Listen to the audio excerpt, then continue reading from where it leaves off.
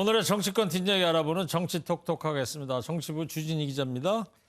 윤석열 당선인이 이제 당선 12일 만에 경제단체와 이제 만남을 가진다면서요? 네, 맞습니다. 내일 윤석열 당선인이 경제계 5개 단체장들과 오찬 회동을 합니다. 참석자는 허창수 전경련 회장, 최태원 대한상의 회장, 구자열 한국무역협회 회장, 그리고 김기문 중기중앙회 회장, 손경식 한국경총회장입니다. 대부분 GS나 SK 등 재벌 회장들인데요. 네. 이 자리에서는 아무래도 일자리 창출, 그리고 규제 혁신 등이 논의될 것으로 보이는데 이번 만남을 인수위가 요청해서 전경련이 주선했다는 부분이 눈길을 끌고 있습니다. 경제단체의 맏형 역할을 했던 전경련은 국정농단 사태에서 최서원 씨의 미르재단에 관여했다는 이유 때문에 문재인 정부에서 많은 모임에서 배제됐고 5년 만에 화려한 부활을 예고하고 있다고 볼 수 있을 것 같습니다. 네. 보통 대통령에 당선되거나 취임하게 되면 어느 단체와 먼저 만나느냐 이것도 참 관심 아닙니까? 네, 맞습니다. 특히 문재인 대통령 같은 경우를 먼저 말씀을 드리자면 특정 단체를 만나진 않았고요. 네. 취임 후 2개월 만에 청와대 호프타임 형식으로 기업인들과 첫 만남을 가졌습니다. 청와대 행사가 좀 딱딱해지기가 쉬워서 조금 이제 편하시라고 이렇게 맥주도 좀 준비를 했는데 아무래도 그 당시 상황을 보면 국정농단 사태 직후였고 최저임금 인상 등을 두고 이견이 있었던 만큼 만남이 늦어졌던 것 같습니다. 네. 반면 박근혜, 이명박 대통령은 당선인 신부 때 각각 중소기업 중앙회 그리고 이전 대통령은 전경련을 먼저 만났습니다. 그래서 이제는 중소기업이 우리 경제의 조연이 아니라 당당한 그 주연으로 거듭나도록 일자리 창출 때문에 기업이 투자를 좀 많이 해달라고 부탁을 드렸고 네, 김대중 노무현 전 대통령도 당선인 신분일 때 그룹 총수와 전경련과 만난 바 있습니다. 네. 자, 이제 대선 끝나고 2주차로 이제 접어들고 있지 않습니까?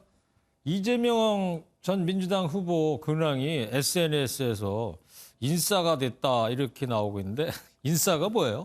네, 인싸라는 말이 생소하신 분도 있으실 텐데 SNS에서 인기 있는 사람 뭐 이런 거를 줄여서 인싸라고 합니다. 네, 그렇군요. 대선 후에 침묵을 이어가던 이재명 전 후보가 SNS로 활발한 소통을 하고 있기 때문에 이런 평가가 나왔는데요.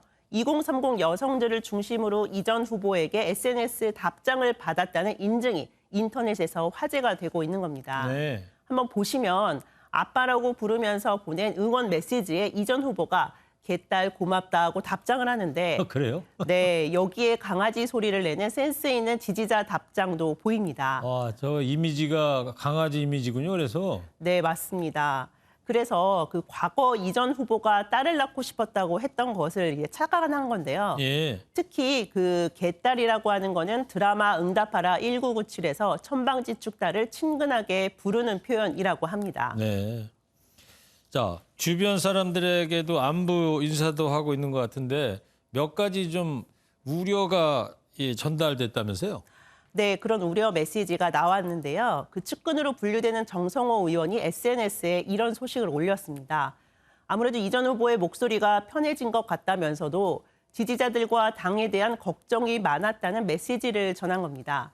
현재 민주당 비대위에 반대하는 지지자들이 의원들에게 문자 폭탄을 하고 있다는 소식에 하는 사람이나 받는 사람들에게 모두 미안하니까 자제를 호소해달라는 메시지를 전해달라고 했다고 합니다. 네. 아무래도 뭉쳐야 산다며 똘똘 단결된 모습을 보이자고 한 겁니다. 네.